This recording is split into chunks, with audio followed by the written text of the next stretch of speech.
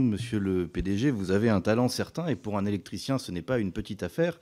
C'est d'arriver à nous faire croire que des vessies sont des lanternes. Et vous venez encore d'en faire la démonstration en expliquant qu'on a besoin du marché pour importer ou exporter de l'électricité, alors que vous savez pertinemment que la France importait et exportait de l'électricité avant la mise en place du marché européen. On pouvait donc le faire avant le marché et on pourra donc le faire après. Depuis que l'électricité est gérée comme un bien marchand sur un marché ouvert à la concurrence, c'est simple, ça coûte plus cher, 95% d'augmentation du prix du tarif réglementé de vente, et ça marche moins bien puisque notre pays n'a probablement jamais été, depuis la libération, dans un état d'impréparation énergétique tel qu'il est aujourd'hui, EDF n'en étant pas le seul responsable, je vous l'accorde. Vous vous inscrivez dans une fausse réforme de l'Union européenne qui va continuer cette logique de marché et qui vise même à supprimer les tarifs réglementés de vente à terme, ne les tolérant que de façon transitoire pour faire face à des crises. L'accord que vous avez conclu avec le gouvernement est donc en quelque sorte un pansement sur une jambe de bois.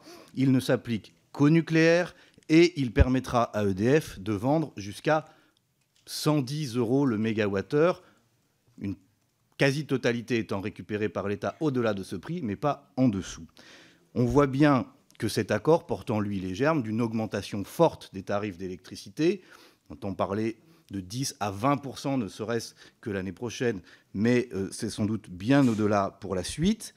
Et ça pose de nombreuses questions. Pourquoi avoir fait une telle usine à gaz alors qu'on avait historiquement, dans notre pays, un modèle fondé sur un monopole public avec des tarifs réglementés qui permettaient d'éviter toutes ces constructions acrobatiques? Quelle est dans la hausse des prix la part vraiment de hausse des coûts de production et quelle est la part qui relève en fait des prix de marché déconnectés du coût moyen de production, toute énergie confondue?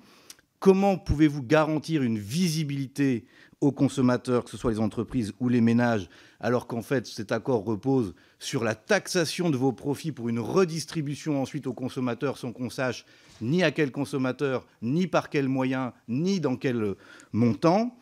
Et plus globalement, ne pensez-vous pas qu'il faudrait tout simplement mettre en cause ce fonctionnement de marché, qu'il faudrait interdire par exemple à des fournisseurs alternatifs qui ne produisent pas d'électricité d'être des vendeurs d'électricité et réserver ce droit à ceux qui ont vraiment des moyens de production? Ne pensez-vous pas que les mêmes contraintes et notamment le même plafonnement des ressources devrait s'appliquer à tous les producteurs d'électricité et pas seulement à EDF? Et enfin, soutenez-vous la suppression à terme des tarifs réglementés de vente de l'électricité que prévoit la réforme européenne? Merci beaucoup. Monsieur le Président. Merci beaucoup, monsieur le député Tavel.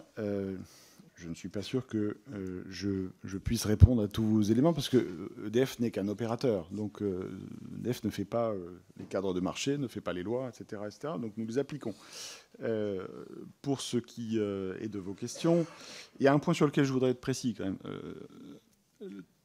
Vous me dites 110 € du mégawattheure. EDF va pouvoir faire ses prix jusqu'à 110 € du mégawattheure.